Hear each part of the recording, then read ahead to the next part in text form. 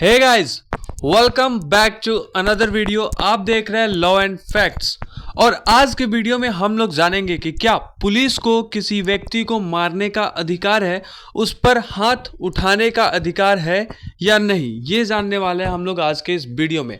तो भारत में पुलिस को कानून और संविधान के दायरे में रहकर कार्य करना होता है।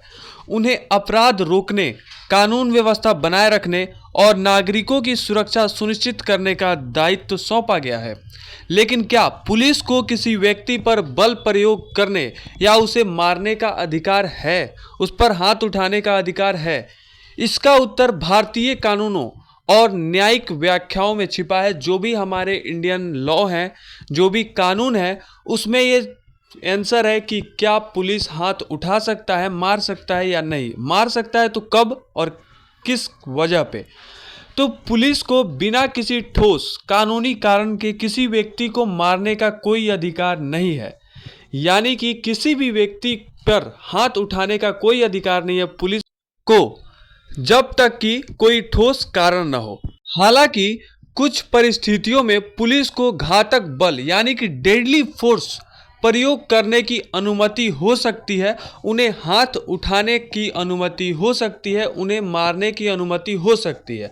तो सबसे पहला है आत्मरक्षा यानी कि सेल्फ डिफेंस। ये अधिकार एक नॉर्मल सिटीजन के पास भी होता है। जब पुलिस अधिकारी के जीवन को गंभीर खतरा हो, यानी कि कोई उस पर हाथ उठाए, कोई पुलिस को मारने की कोशिश करे, तब यह आत्मरक्षा का अधिकार मिलता है। दूसरा है गंभीर अपराधियों की गिरफ्तारी में, यानी कि जब अभियुक्त पुलिस पर हमला करता है और भागने की कोशिश करता है गिरफ्तारी के समय, तब। तीसरा है भीड़ नियंत्रण में, यानी कि जब भीड़ हिंसक हो जाती है और हालात नियंत्रण से बाहर हो जाते हैं, तब पुलिस को राइट होता है कि वो हाथ उठा सकता है। तो ये तीसरा है भीड़ के नियंत्रण के लिए, जब भीड़ हिंसक हो जाए तब। और चौथा है आतंकवाद और संगठित अपराध। जब पुलिस देश की सुरक्षा और आतंकवादी गतिविधियों से निपट रही होती है, तब उसके पास भी यह राइट होता है कि वह हाथ उठा सके। आत्मरक्षा, आतंकवाद, ये सब के बाद अब जानते हैं हम लोग किसी भी परिस्थिति में पुलिस को कानून से ऊपर नहीं माना जाता है, यानी कि पुलिस कानून से ऊपर नहीं हो सकता है। यदि बल प्रयोग अनुचित या गैर कानूनी पाया जाता है, तो पुलिस अधिकारी के खिलाफ हत्या यानी कि बीएनएस 103 या गैर इरादतन हत्या बीएनएस 105 के तहत कार्रवाई हो सकती है। अगर वो किसी को जान से मार देता है पुलिस, या ऐसे किसी को मारता है, तो उस पर बीएनएस 103 और बीएनएस 105 यानी कि हत्या और गैर इरादतन हत्या के लिए वो लायबल हो सकता है। उसके बाद है पुलिस द्वारा गैर कानूनी बल प्रयोग के खिलाफ कानूनी उपाय, यानी कि जब पुलिस आप पर बल का प्रयोग करता है, आपको मारता है गैर कानूनी तरीके से, तो उसके लिए क्या कानूनी उपाय है। यदि कोई पुलिस अधिकारी अवैध रूप से बल प्रयोग करता है या किसी नागरिक के साथ दुर्व्यवहार करता है, तो कानूनी कार्रवाई क्या हो सकता है। आइए हम लोग आगे जानते हैं क्या कुछ कानूनी कार्रवाई पुलिस के खिलाफ हो सकता है।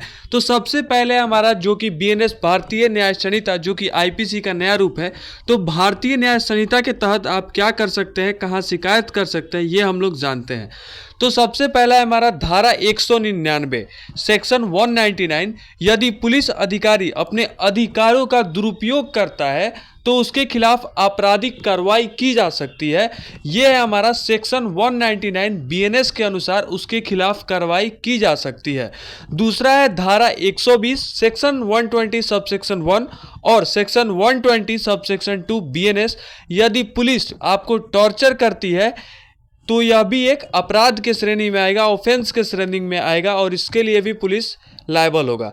तीसरा है हमारा सेक्शन 126 सबसेक्शन 2 और सेक्शन 127 सबसेक्शन 2 बीएनएस। अवैध हिरासत पर पुलिस कर्मी को दंडित किया जा सकता है, अगर वो अवैध रूप से हिरासत में रखता है तो। उसके बाद है पुलिस अधिनियम और मानवाधिकार संरक्षण कानून, राष्ट्रीय मानवाधिकार आयोजन एनएचआरसी और राज्य मानवाधिकार आयोग एसएचआरसी के समक्ष शिकायत दर्ज कराई जा सकती है। और एक है पुलिस कंप्लेंट अथॉरिटी, यानी कि पुलिस शिकायत प्राधिकरण, पीसीए में भी आप शिकायत दर्ज कर सकते हैं, कंप्लेंट कर सकते हैं पुलिस के खिलाफ।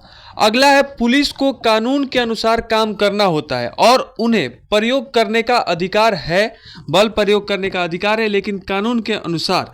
यह आवश्यक और सीमित होना चाहिए। जरूरी हो तभी हाथ उठा सकता है और एक सीमित होना चाहिए, कानून के हिसाब से होना चाहिए, कानून के अनुसार होना चाहिए, अन्यथा वो बल प्रयोग नहीं कर सकता है।